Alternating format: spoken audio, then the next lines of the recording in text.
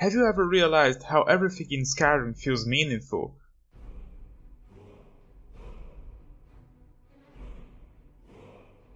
There isn't superficial content in this game. Everything has its importance to the game and its universe. There are no strange NPCs, no filling quests, no buildings without owner or people who use it.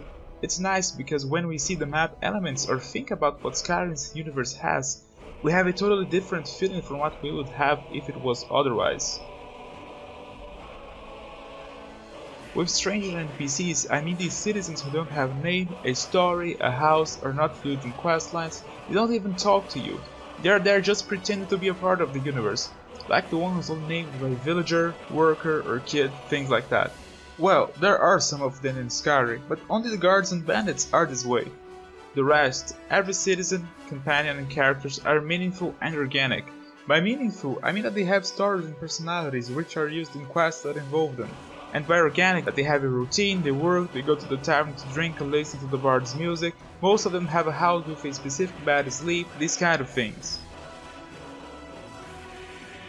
About the map design, there aren't houses in the towns that are just houses and have no owner, houses that serve just to fill the map and pretend to represent something, just structures with no meaning.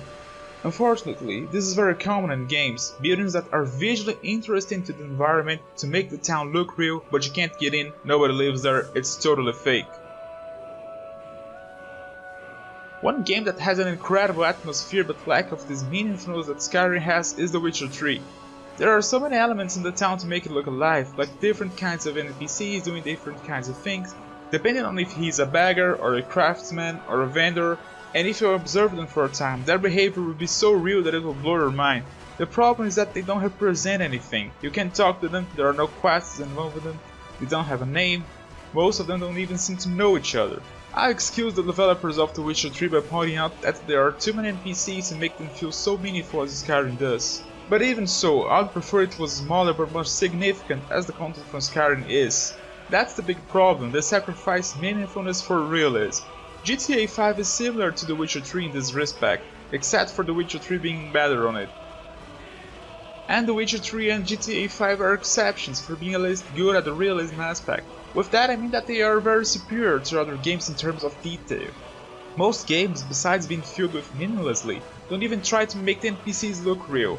The citizens from these other games walk from place to place going to nowhere, and some of them just stay still all day somewhere not doing anything. It's ridiculous. And also there are the buildings. Oh god. The buildings with no interior design, nobody gets in or out, they're just like toy houses to fill the town. About the buildings, I don't know how they exactly work in The Witcher 3. I know that a lot of them we can't get in and see what's inside, and NPCs do have houses. But I don't know if all these houses are, let's say, real, or if some of them are just toy houses too. See, I am not familiar with The Witcher 3 as I am with Skyrim, even having played it as much as the other. This aspect of deep meaningfulness reminds me of a scientific research that says that people who live in big cities are more likely to be lonely than the ones who live in small cities. They say that when there are too many people around us, it's harder for us to know them well, to know who they are, what they work for, and also make friendship with them. But in small cities, it's easier for us to do that. It seems that when there are too many people, each one of them has less importance as an individual. In Skyrim, towns are small, they don't have much dwellers, but we are able to know them well. We can talk to them about the news, about the battles, the dispute between different sides of the war. Each one has a different personality, they have connections between them of friendship or enmity. Besides the NPCs feeling alive by the way they behave, they have charisma, they are characters, almost every single one of them. Once we know enough of them, we are able to feel familiar with them, like the familiarity I've mentioned that we feel in small cities. There are no villagers or workers, but there's Lydia, there's Bellifer, there are the Greymanes, the Battleborns, etc. Even most enemy bosses from Skyrim are not just nameless monsters, with no past, just characters for gameplay purpose. They are also someone, and you can discover about some of them by reading books that you find in libraries in the game. Books that tell the legends about them, the stories that tell who they are and where they came from.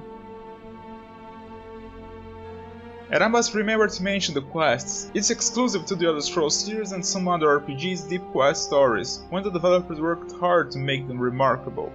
I know that not all of them are genial, but some are, and yes, all of them at least have a story. They have an importance to someone, to an NPC who asks your help, or to the word, or to a faction.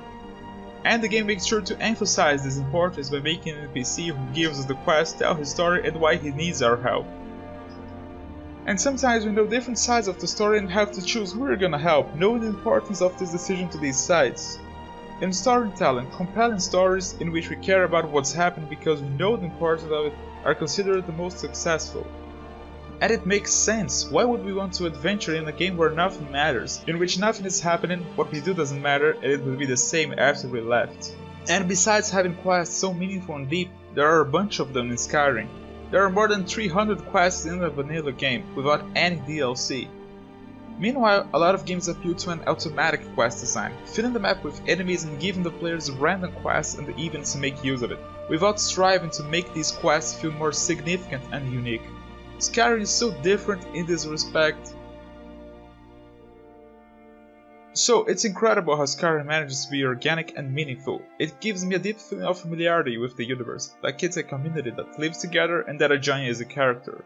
The writers of this game, who are working on the sub-universe from the Elder Scrolls franchise, probably asked themselves how their creation lived, as if they were real, and how could we interact with it, and did everything possible to answer this question with game content.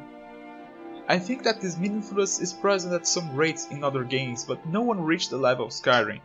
The latest game of the Elder Scrolls series is, so far, I believe, the game with the most meaningful universe and content.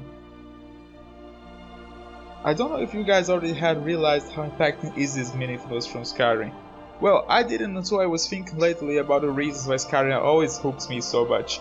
I think that even if you didn't realize it consciously, it probably made a big positive difference on your experience with this game, and surely you will see it more clear when you play it again. Bye guys, very thanks for watching this video until the end. If you agree or even if you disagree with me, leave a comment with your opinion. See you soon!